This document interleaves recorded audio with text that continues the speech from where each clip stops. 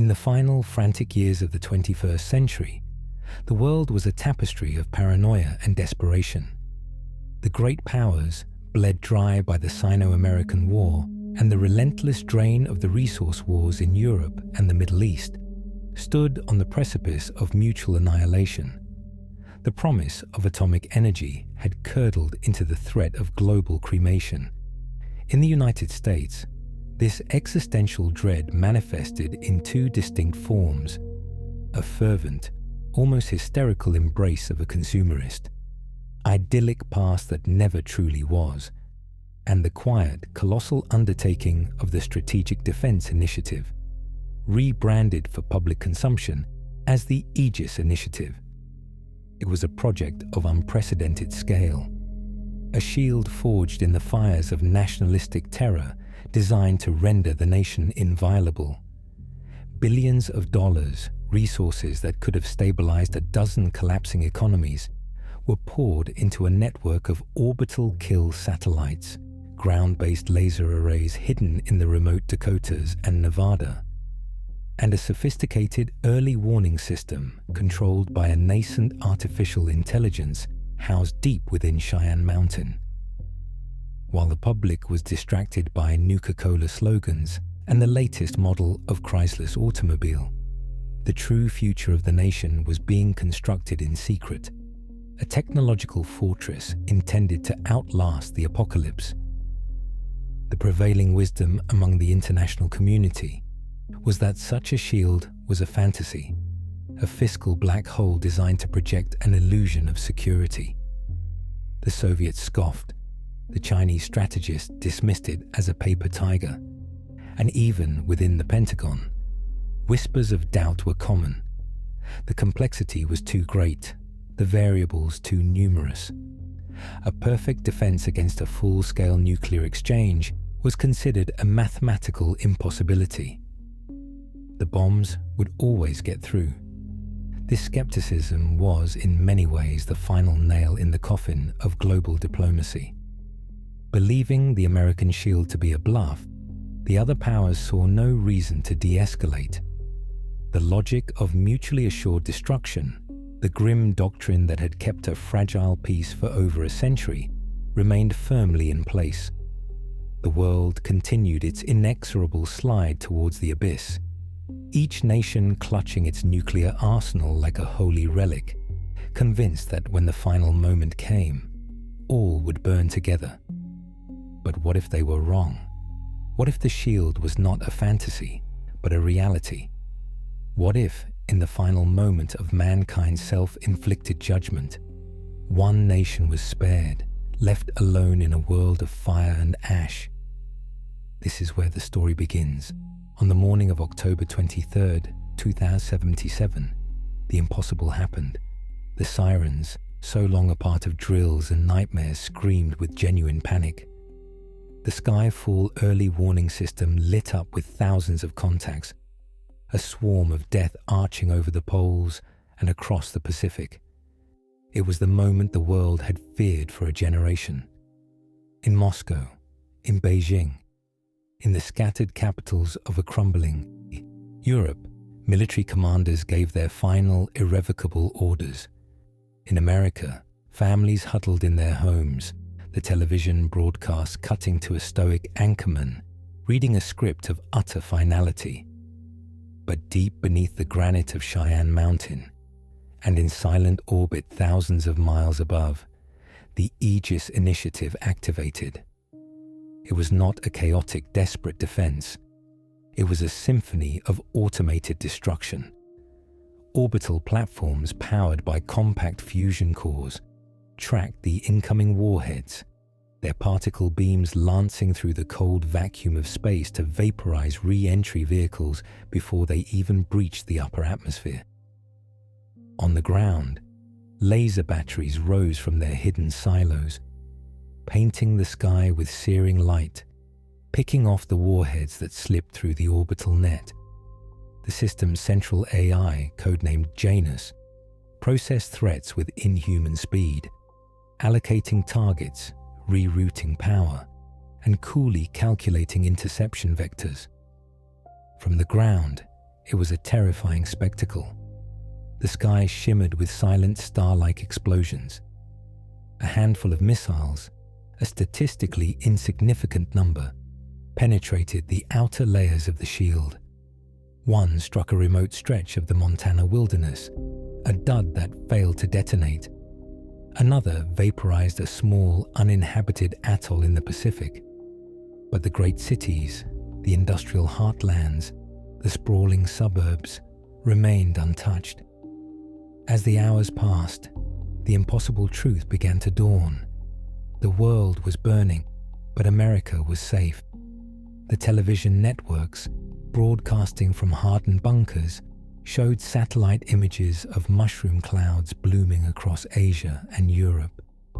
The great cities of history, London, Paris, Moscow, Beijing, vanished in flashes of incandescent light. The American people, shell-shocked and terrified, watched the end of the world from the safety of their living rooms. The Aegis shield had held. It was not a bluff. It was the greatest and most terrible success in the history of military technology. America had survived. It was now utterly alone, a pristine island in a radioactive sea. In the immediate aftermath, the ruling elite of the United States, a cabal of military leaders, corporate executives, and politicians who had been sequestered in deep-range government bunkers, emerged to take control. This was the group that would come to be known as the Enclave. With the rest of the world effectively gone, their authority was absolute. They declared a permanent state of emergency, suspending the Constitution in the name of security and continuity of government. The military, already on high alert, became the de facto police force, and the population, grateful to be alive, accepted the new order with minimal resistance. The narrative was simple and powerful. America was the last bastion of civilization, a sanctuary preserved by its ingenuity and moral righteousness. The world outside was a hell of radiation and mutation, a place from which nothing good could ever come. The borders were sealed not just with fences and walls, but with automated turret systems and patrols of soldiers in newly developed suits of power armor. The continental United States became a fortress, a gilded cage on a planetary scale. 2 centuries pass. The America of 2277 is a society frozen in time, a distorted reflection of the 1950s idealism that dominated its final pre-war years. The cities are clean, the lawns are manicured, and the skies are perpetually clear, scrubbed clean by advanced atmospheric processes. The Enclave rules openly, its authority unquestioned. Elections are held, but they are a formality, with candidates hand-picked by the ruling council. Life for the average citizen is comfortable, predictable, and heavily medicated. A daily regimen of government-issued supplements ensures public health and, more importantly, public docility. Every home has a terminal connected to the OmniWatch network, a system of total surveillance that monitors communications, purchases, and even biometric data in the name of national security. The greatest threat, the one that justifies this rigid control, is the mutant threat. Propaganda posters depict slavering, green-skinned monstrosities attempting to scale the border walls. Radio dramas tell terrifying tales of Enclave patrols fighting off hordes of irradiated beasts. The Department of Public Information, the state's propaganda arm, works tirelessly to reinforce the image of America as a shining beacon of purity in a world of monstrous corruption. The enemy is always at the gates, and only the eternal vigilance of the Enclave keeps the darkness at bay. This is the world known to Director Aris Thorne, a senior official within the Department of Public Information. Thorne is a true believer, a man who has dedicated his life to crafting the narratives that keep the nation's morale high and its purpose clear. He has seen the footage, curated the images, and written the scripts that define the enemy. His latest project is a grand documentary celebrating the bicentennial of the Great Survival, a piece intended to be his magnum opus. For this, he is granted unprecedented access to the raw, unedited archives of the OmniWatch network, including real-time satellite and drone feeds from the border regions. He is looking for new, more dramatic footage of the mutant threat to galvanize the population. He sits in a sterile white viewing room, the data streaming onto a massive screen before him. He watches high-resolution drone footage from the ruins of what was once northern Mexico. A group of mutants is approaching the border wall, but as the drone zooms in, Thorne feels a cold knot of confusion in his stomach. The figures are not the hulking brutes from the posters. They are human. They are emaciated, dressed in rags, their bodies covered in sores and burns from radiation exposure. But they are unmistakably human. They carry no weapons, only crude containers for water. A child stumbles and falls, and its mother rushes to help it. Thorne watches, his heart pounding, as the automated turrets on the wall acquire their targets. The sound is muted in the archive feed, but the effect is not. The figures are torn apart by high-caliber rounds, their desperate pilgrimage ending in a spray of red against the sterile concrete of the wall. Thorne frantically searches the archives, pulling up feeds from the Pacific coast, from the Canadian border, from the Gulf. It is all the same. Flotillas of rusted makeshift rafts are not mutant invasion fleets, but vessels filled with starving families. Figures trudging through the snows of the north are not irradiated beasts, but desperate people seeking shelter from a world that has been poisoned. For 200 years, the enemy has not been a mutant horde. It has been the last desperate remnants of humanity, begging for entry into the paradise that had hoarded the world's salvation for itself. The lie is so vast, so complete, that Thorne feels the foundations of his world crumble beneath him. The Department of Public Information does not inform the public. It blinds them. The Enclave is not the protector of humanity. It is its jailer. America is not a sanctuary. It is a vault, and its people are the willing guards of a treasure they do not understand, while the rest of the world starves outside. The weight of this revelation is crushing. Thorne sees his life's work not as a service to his country, but as the meticulous construction of a monstrous falsehood. He realizes that the border defenses, the power-armored soldiers, the Aegis shield that still protects the nation from the radioactive storms that rack the planet, are not tools of defense. They are the instruments of a slow global genocide. The moral equation is absolute and terrifying. To continue to uphold the lie is to be complicit in the death of the human race. To reveal the truth is to shatter the foundations of his society. But there is a third option, an idea so radical, so catastrophic, that it takes his breath away. The only way to save humanity is to destroy its last sanctuary. The shield must come down. The immediate fallout of Thorne's discovery is not a sudden, dramatic rebellion, but a period of intense, calculated silence.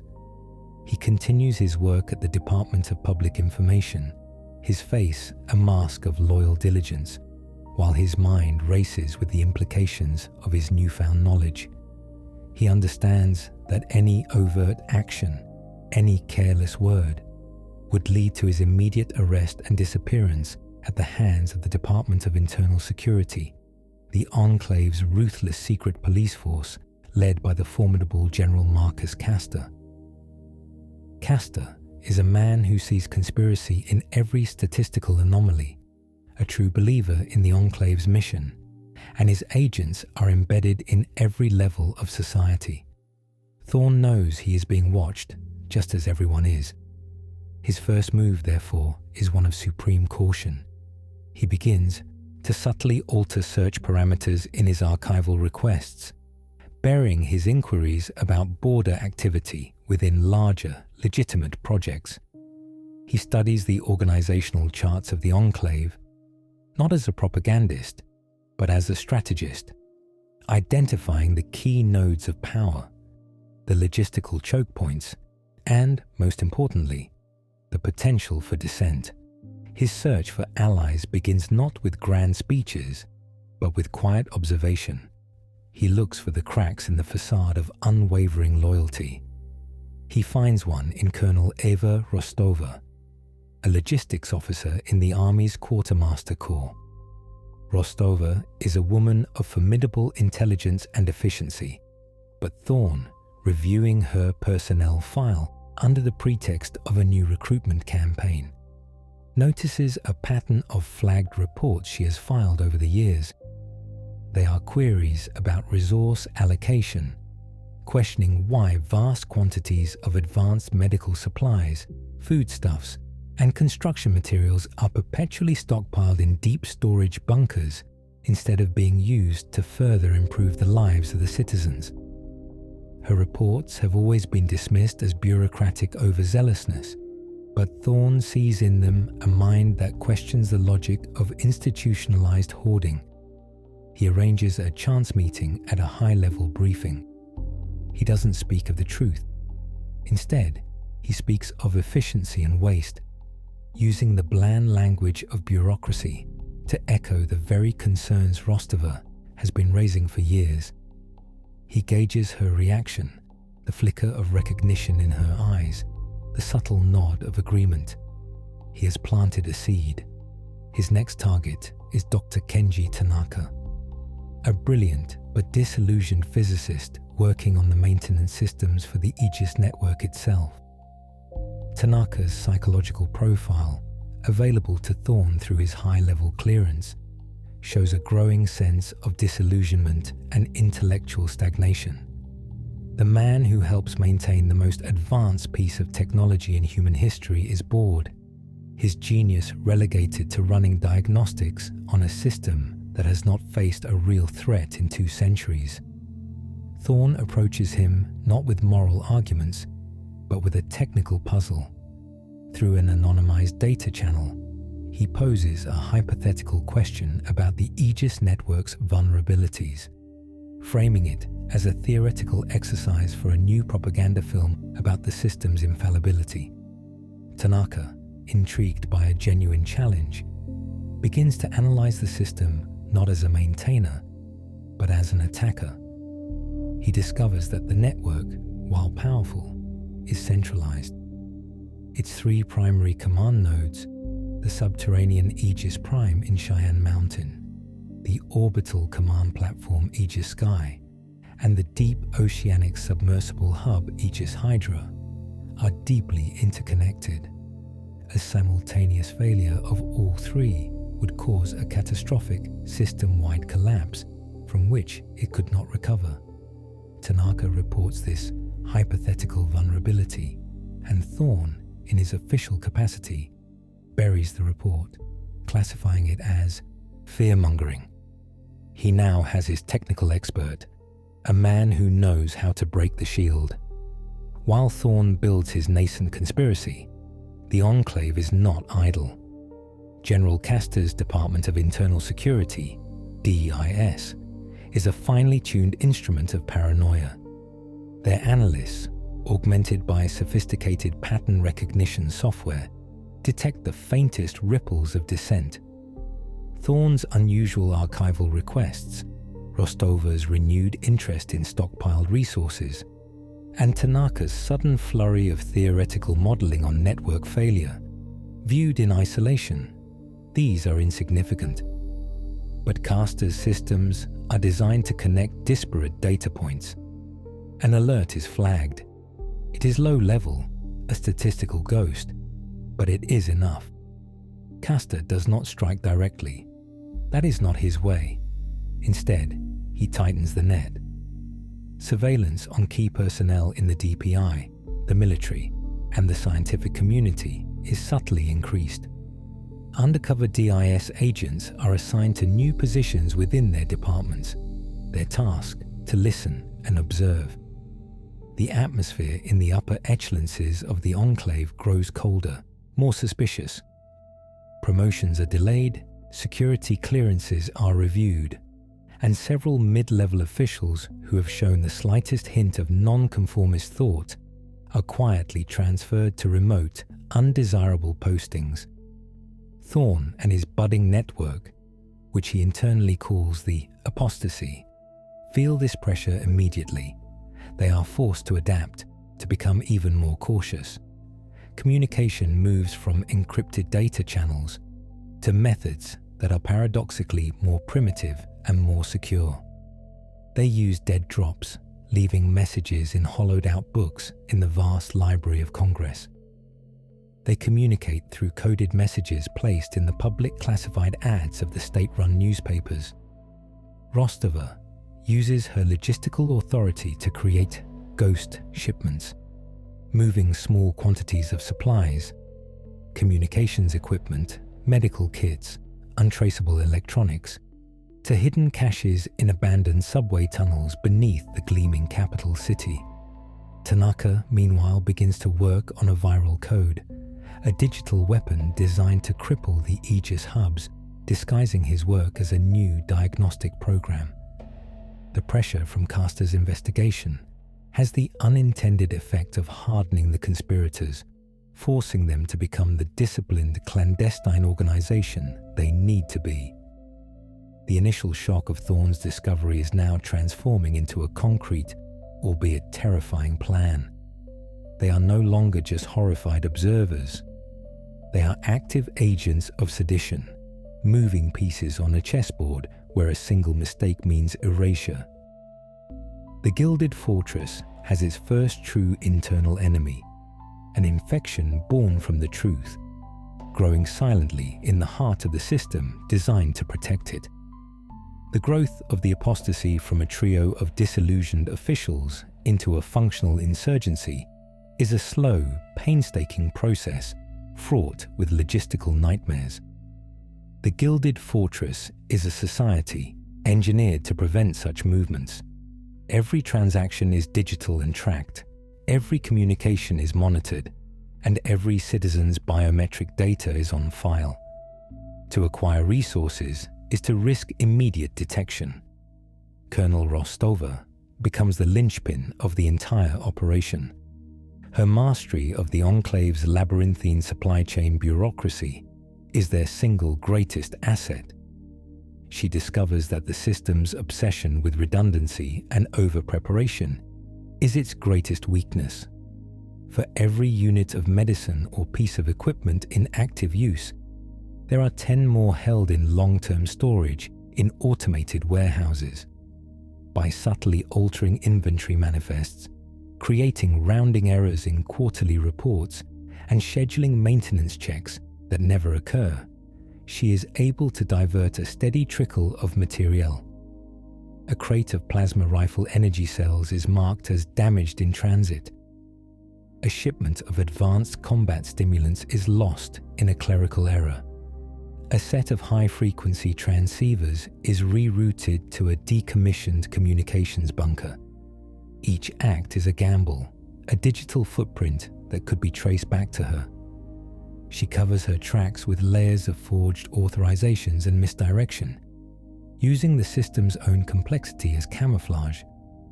Simultaneously, Thorne works to expand their human resources. He cannot risk open recruitment. Instead, he develops a method of ideological profiling. He scours the OmniWatch archives, looking for individuals who exhibit traits of suppressed dissent.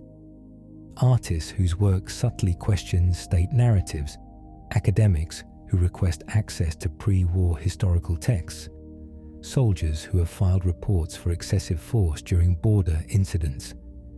He approaches them indirectly through intermediaries or anonymous messages with a single, carefully phrased question designed to test their allegiance to the Enclave's doctrine. Most ignore the message or fearing a DIS trap, report it. But a few respond. A disillusioned propaganda artist begins creating counter-messaging, images that subtly twist the Enclave's symbols to hint at a darker truth, which are then discreetly circulated on isolated data networks. A team of sociologists, long frustrated by the intellectual sterility of their field, begins to analyze the psychological control mechanisms of the state, providing the Apostasy with valuable insights into how to manipulate public perception. A handful of Special Forces veterans, haunted by their actions on the border, form the core of the movement's military wing, their task to train the few recruits they can gather in tactics and covert operations in the sprawling, forgotten infrastructure that lies beneath the pristine cities. As the Apostasy grows, it becomes clear that internal rebellion is not enough. Their ultimate goal is to bring down the Aegis shield. But what then?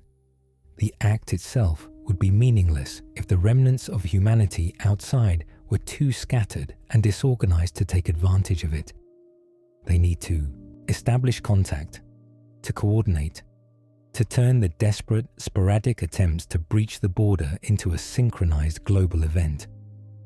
This leads to the planning of their first major offensive operation, Operation Shepherd.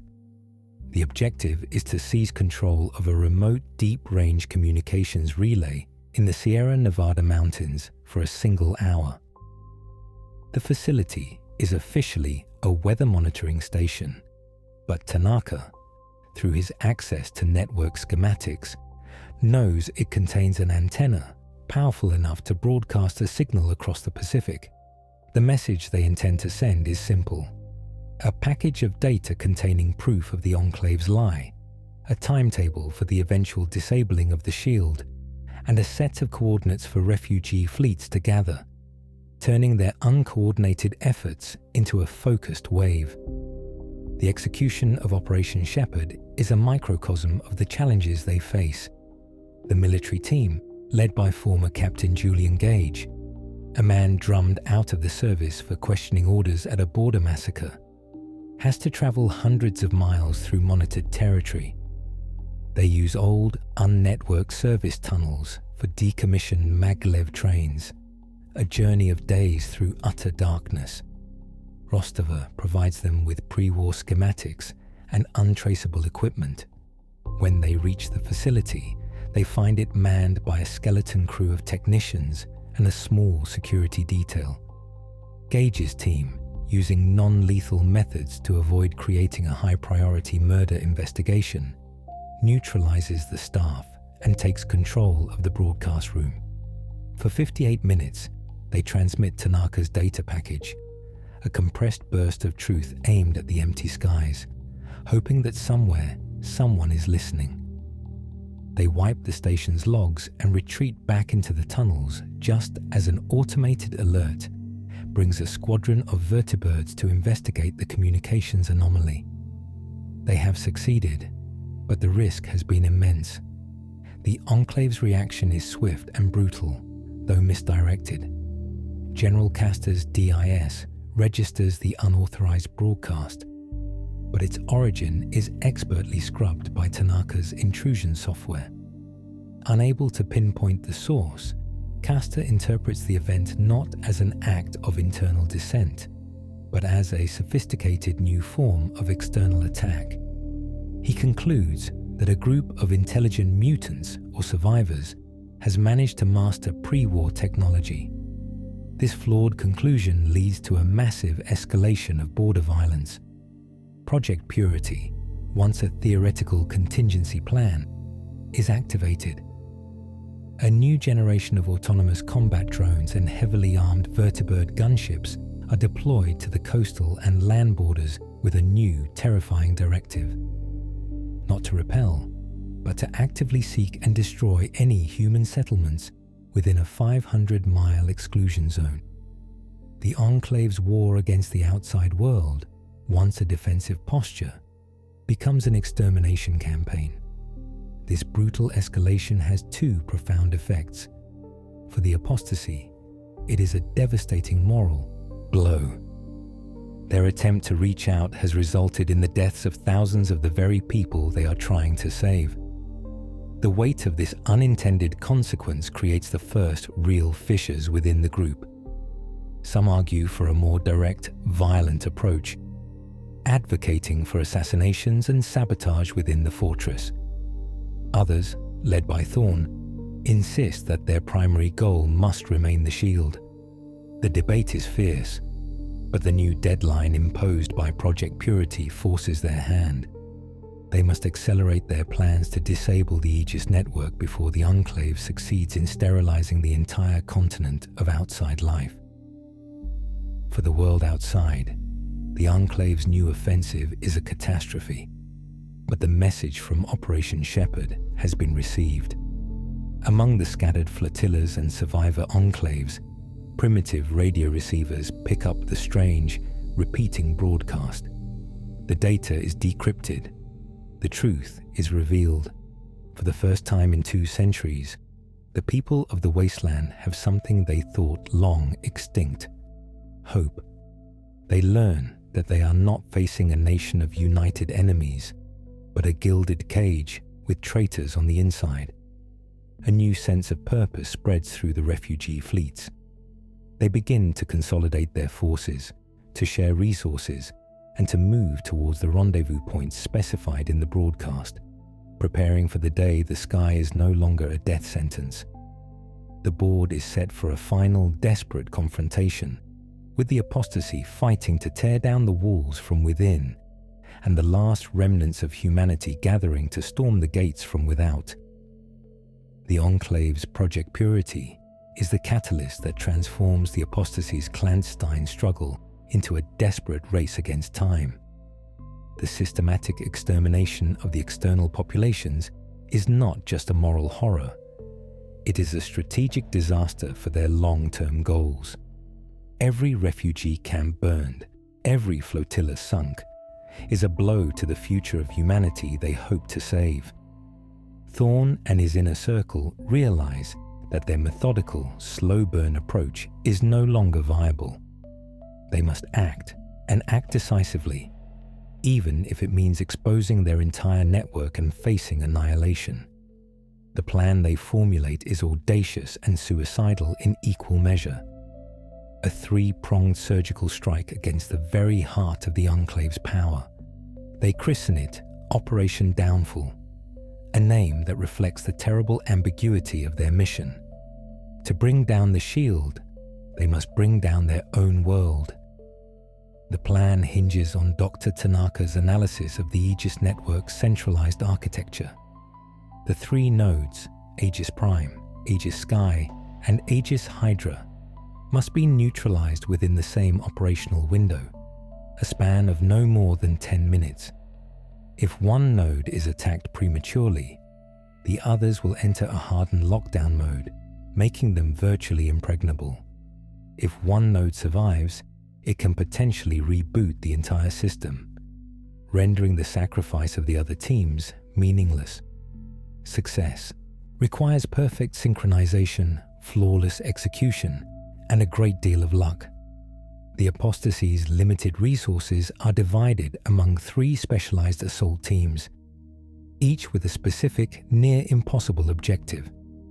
The assault on Aegis Prime, the central command brain deep within Cheyenne Mountain, is assigned to the Apostasy's military wing, led by Captain Gage. This is the most formidable target, a fortress buried under a mountain, staffed by elite Enclave soldiers and protected by layers of biometric security and automated defenses. Gage's team cannot hope to succeed with a frontal assault. Their only chance is subterfuge, leveraging the access of a high-ranking officer they have managed to turn. Colonel Marcus Thorne, a distant cousin of Aris Thorne who commands a portion of the facility's security garrison, has been swayed to their cause.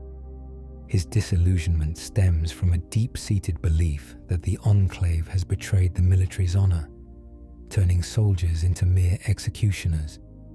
He agrees to facilitate the infiltration of Gage's team, disguised as a special inspection unit, into the facility's core. Their objective is not to fight their way to the command center, but to reach the primary fusion reactor that powers the entire mountain. By overloading its magnetic containment field, they can trigger a meltdown that will not only destroy Aegis Prime, but also erase the facility and everyone in it from existence. It is a suicide mission, and every member of Gage's team volunteers with the full knowledge of their fate. The neutralization of Aegis Hydra, the deep oceanic command hub, falls to Dr. Tanaka himself. The submersible is constantly moving, its location a closely guarded secret. A direct assault is impossible. Tanaka's solution is a weapon of pure information. A sophisticated virus designed to rewrite the hub's core programming, forcing it to sever its connection to the network and scuttle itself. The challenge is delivering the payload. Rostova, using her logistical authority, arranges for a routine supply transfer to the submersible via a deep-sea drone. Tanaka, working with a small team of loyal technicians, manages to embed his virus into the firmware of the drone's communication handshake protocol. When the drone docks with Aegis Hydra to transfer its cargo, the virus will be uploaded. This part of the plan is fraught with uncertainty. It relies on the Enclave's own automated systems working as expected, and on the virus evading the hub's formidable cyber defenses. Tanaka must watch from a remote, hidden command post, a helpless observer once the drone is launched, praying his code is as good as he believes it to be. The third and most daring element of the plan is the assault on Aegis Sky, the orbital command platform. This is the linchpin of the entire network, the station that controls the satellite-based weapon systems. To reach it, the Apostasy requires a spacecraft. They have no such asset. Their solution is to hijack one. Colonel Rostova identifies a flight schedule for an experimental high-altitude vertibird, the XVB-03 Icarus, a prototype designed for suborbital transport. A small team of Gage's best soldiers, equipped with specialized gear for low-gravity combat, is tasked with storming the heavily guarded launch facility at Andrews Air Force Base, seizing the craft before it can be fueled for its test flight, and forcing the pilot to take them to the station. Once aboard Aegis Sky, their objective is to fight their way to the station's attitude control center and manually fire the thrusters, sending the platform into a decaying orbit where it will burn up on re-entry. Like the Aegis Prime mission, it is a one-way trip.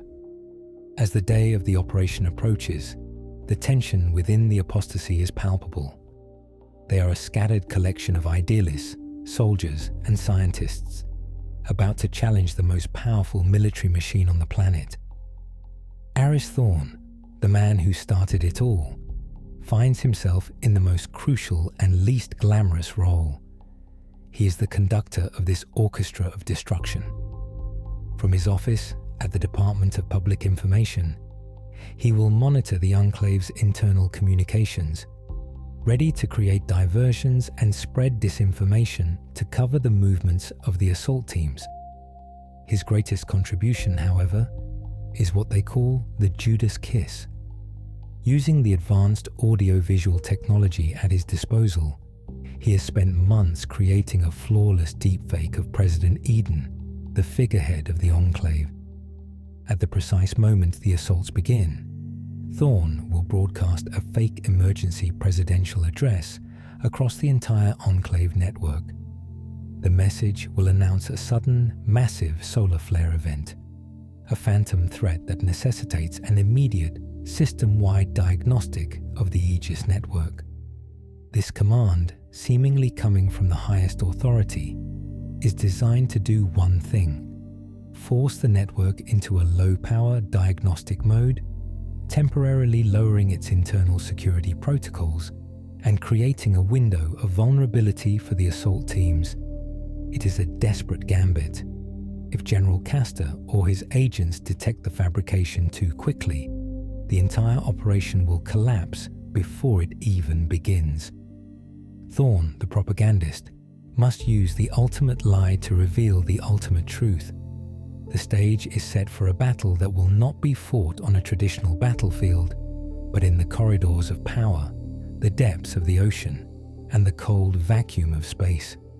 The fate of two worlds, the Gilded and the Damned, rests on the coordinated actions of a few brave traitors. The final hours before the commencement of Operation Downfall are a study in controlled chaos. Across the continent, the disparate cells of the Apostasy move into their final positions.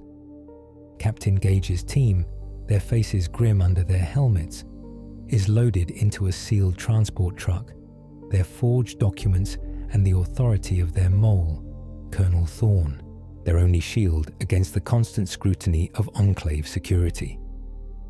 In a hidden laboratory on the coast, Dr. Tanaka's team makes the final adjustments to the viral payload, their movements precise and economical, betraying none of the crushing anxiety that fills the room. At the edge of the capital, the team assigned to hijack the Icarus vertibird performs their last equipment checks, the silence between them heavy with unspoken farewells. At the center of the web, Aris Thorne sits alone in his soundproofed broadcast studio at the DPI headquarters, the fabricated presidential address queued and ready. He watches a bank of monitors displaying the internal feeds of the Enclave's security network, his heart a cold, heavy drum in his chest. The fate of the world has come to rest on his ability to tell one last, convincing lie. The operation begins at 0400 hours, a time chosen for its minimal civilian and military traffic. Thorne takes a deep breath and initiates the broadcast. The image of President Eden, his face a portrait of calm authority, appears on every screen across the nation. His voice, perfectly mimicked, announces the detection of an imminent, unprecedented coronal mass ejection. He declares a state of emergency and, citing the Eden Protocol, a contingency for just such an event, orders the entire Aegis network to enter a full diagnostic cycle to reinforce its energy shielding. Across the Enclave, military commanders and technicians react with disciplined speed. No one questions a direct order from the president. In Cheyenne Mountain, at the primary control center for Aegis Prime, the senior officer on duty initiates the diagnostic, and the massive displays shift from tactical readiness to scrolling lines of code. The internal defense systems are partially shunted, power rerouted from automated turrets to shield capacitors. Thorne's lie has worked. The window is open. At that exact moment, Colonel Marcus Thorne escorts Gage's team through the final security checkpoint into the heart of Aegis Prime.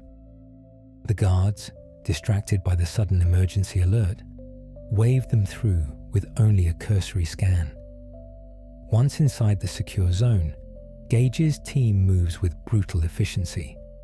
They are not there to conquer the base, only to reach the reactor. They bypass the main command center, heading deep into the mountain's engineering levels. Their presence is detected within minutes, but the confusion caused by the fake solar flare alert slows the response. The base command believes they are dealing with a localized malfunction or sabotage, not a full-scale assault.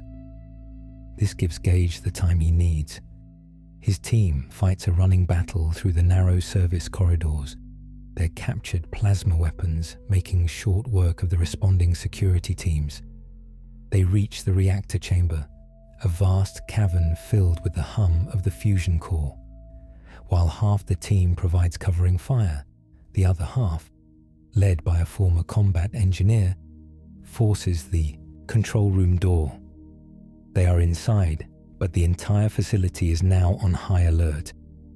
Simultaneously, miles off the California coast, the automated supply drone makes contact with Aegis Hydra. The submersible's crew, also reacting to the president's alert, prioritizes the energy shield diagnostics. The drone's docking and data transfer are treated as a low-priority, routine event. Tanaka, watching a string of code on his monitor thousands of miles away, sees the confirmation. The handshake is complete. The virus is uploaded. For a tense minute, nothing happens. Then, an anomaly appears in the submersible's status report. Its internal systems are reporting catastrophic malfunctions, one after another, in a cascade of failures too rapid to be real. The crew is thrown into chaos, trying to fight a digital ghost that is systematically dismantling their vessel from the inside. The last data packet Tanaka receives from his virus is a simple confirmation. The scuttling charges have been activated, and the connection to the Aegis network is permanently severed. Then, silence. High above the Earth, the third act of the tragedy unfolds. The assault on the Icarus launch site is swift and violent. The Apostasy team storms the hangar, overwhelming the skeleton crew on duty. They secure the prototype vertibird, its engines already warming for its scheduled test flight. The pilot, a decorated Enclave officer, refuses to cooperate until the team's leader puts a pistol to his head and explains that his choice is between flying them to Aegis Sky or dying on the tarmac. He relents. The Icarus lifts off, its advanced engines pushing it through the atmosphere at incredible speed. On board Aegis Sky, the crew is, like their counterparts below, consumed by the diagnostic order. They are completely unprepared when the unscheduled craft docks with their station. Gage's commandos, clad in sealed combat armor, breach the airlock and storm the orbital platform. The battle is a chaotic, zero-gravity affair fought in the sterile white corridors of the station. The Enclave soldiers on board are elite, but they are taken by surprise. The Apostasy team takes heavy casualties but presses on. Their objective, the station's main bridge and the attitude control systems. Back in Cheyenne Mountain, Gage's team is trapped. They have successfully initiated the reactor overload, but Enclave forces, led personally by the base commander, have sealed the engineering level. There is no escape. Gage sends one final encrypted burst transmission to Thorne. Prime is broken. Then he and his team make their last stand, buying the precious minutes needed for the reactor to go critical. Deep within the mountain, a blinding white light fills the reactor chamber, and Aegis Prime, the brain of the American shield, is vaporized in a subterranean fusion detonation. The resulting seismic shock is felt hundreds of miles away. The destruction of Aegis Prime sends a catastrophic feedback loop through the entire network. On Aegis Sky, the remaining systems flicker and die. The station is now adrift. The surviving members of the assault team reach the bridge, shoot the last of the resisting crew, and activate the thrusters, programming them for a terminal deorbit burn. As the station begins its fiery descent into the atmosphere, they look out the main viewport at the silent, watching Earth below, their mission complete. In his studio, Thorne watches the network collapse. Aegis Prime is gone.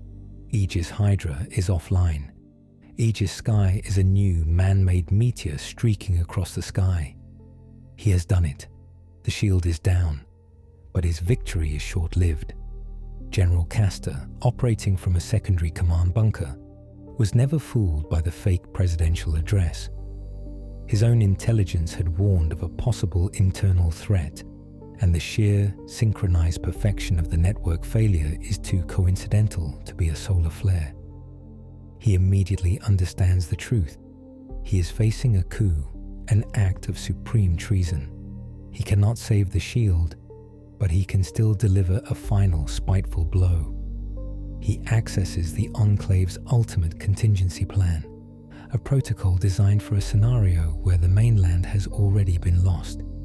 He activates the Mjolnir protocol, a dead man's switch that launches the Enclave's entire remaining nuclear arsenal, not at foreign enemies, but at predetermined coordinates across the globe where refugee populations were believed to be gathering.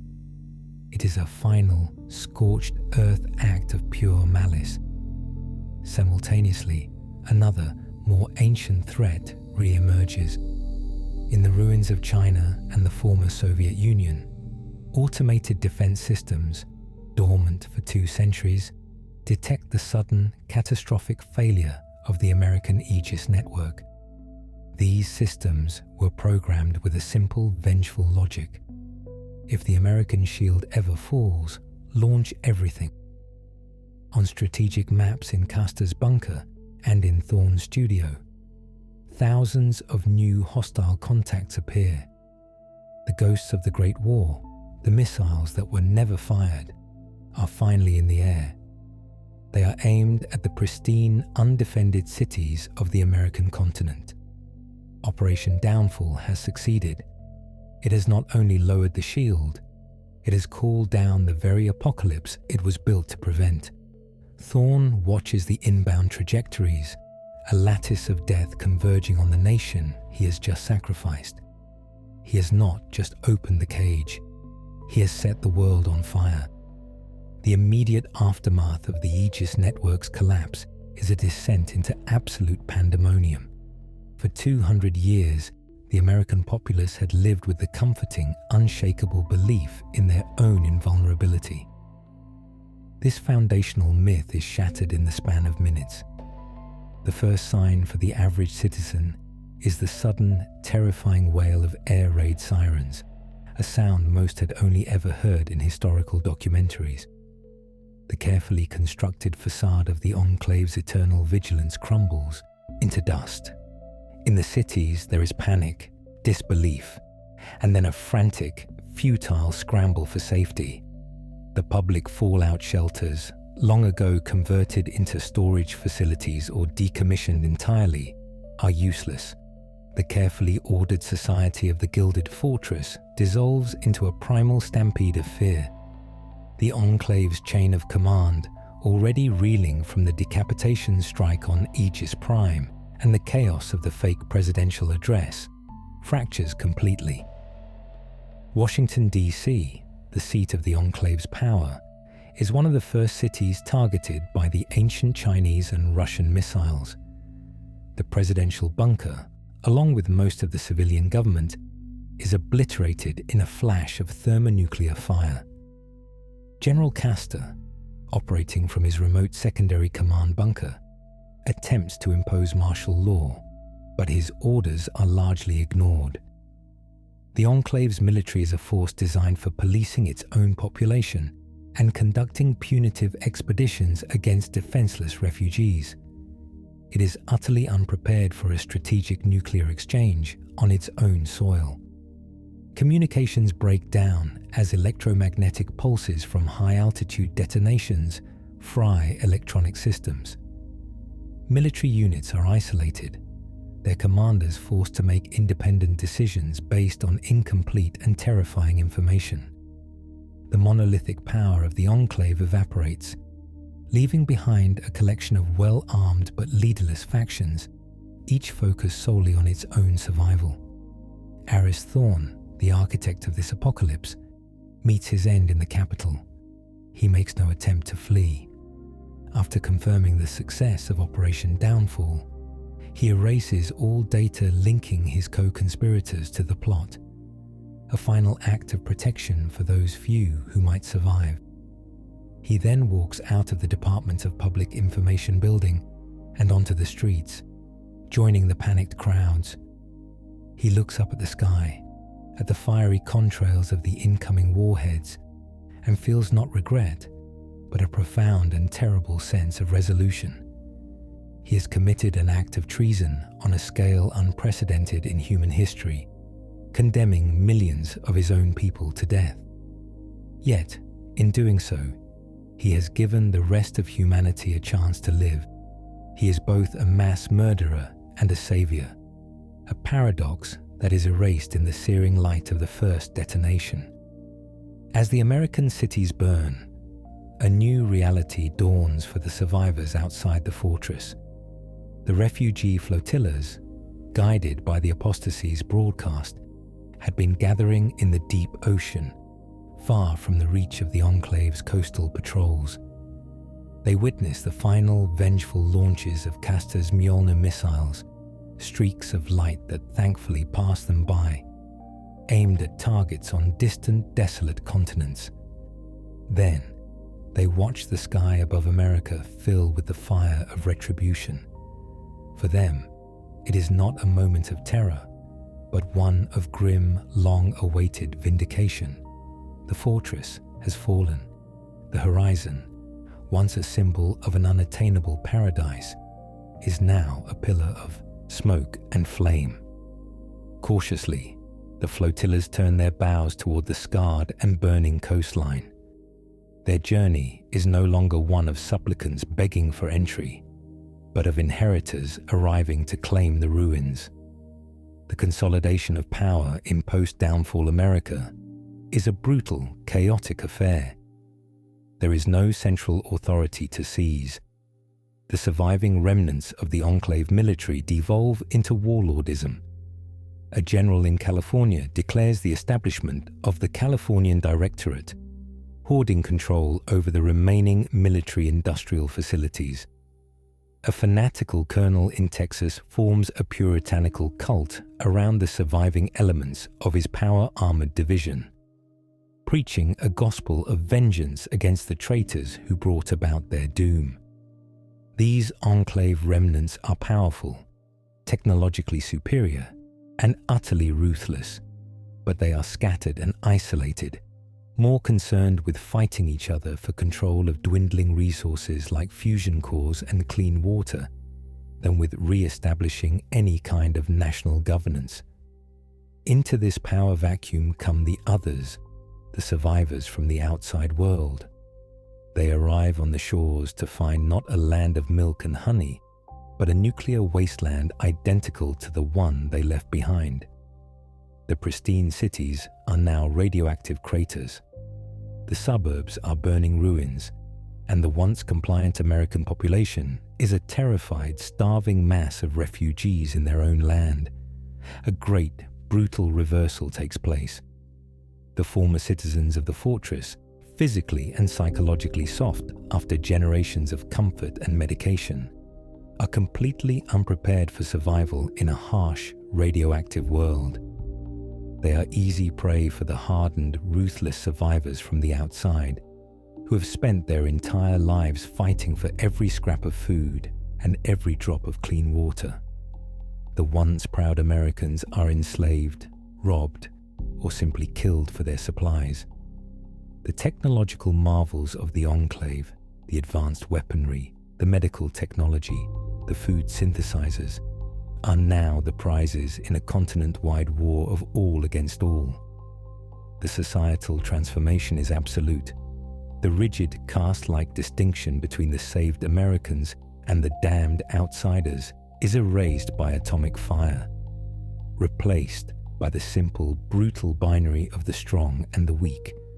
The Gilded Fortress is dead, and in its place is a charnel house, a testament to the fact that in the end, the Wasteland comes for everyone.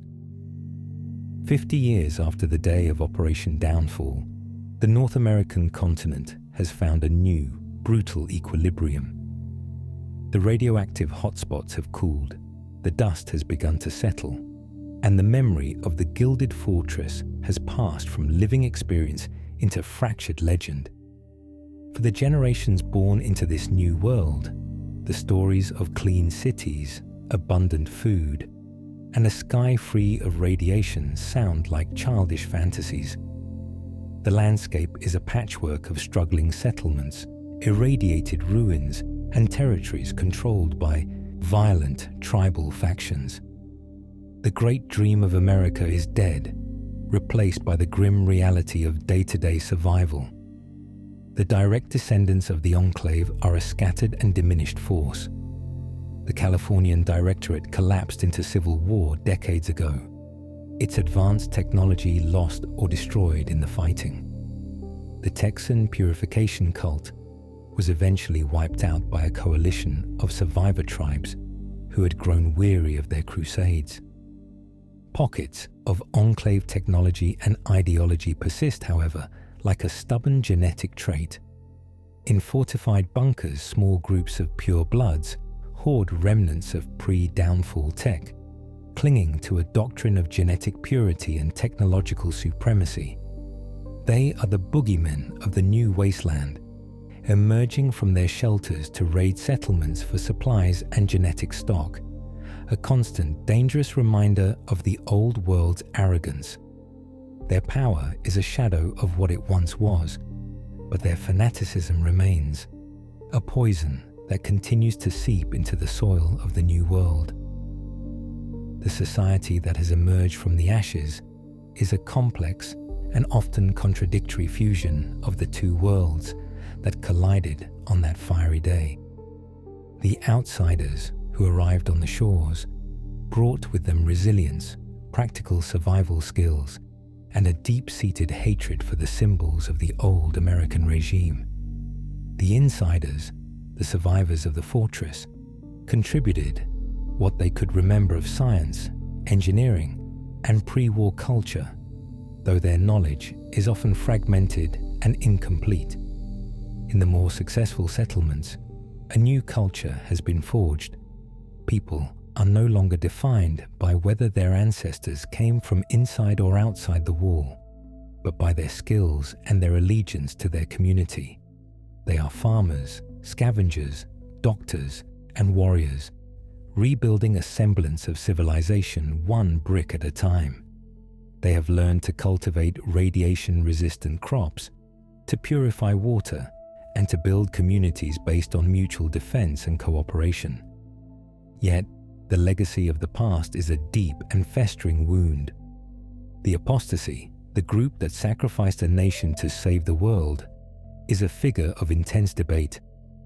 In some settlements, Aris Thorne and his co-conspirators are revered as saints, the founding traitors who broke the chains of the entire human race. In others, particularly those with a high population of insider descendants, they are reviled as the destroyers, madmen who plunged a paradise into hell for the sake of a world that was already dead. This historical schism creates a source of constant tension, a philosophical fault line that often erupts into open conflict between settlements. As the new societies slowly begin to stabilize, a new threat emerges, one born from the very synthesis that allowed for their survival. In the ruins of the industrial heartland, a new power is rising, calling itself the Commonwealth of Steel. This faction is a bizarre amalgamation of Enclave technological fetishism and outsider, survivalist brutality. They are not interested in the Enclave's notions of genetic purity, but they are obsessed with its power, its order, and its technology. Led by a charismatic warlord who calls himself the Techno-Paladin, they have systematically salvaged and reverse-engineered Enclave weaponry and armor. They have re-established factories, churning out crude but effective versions of laser rifles and combat armor.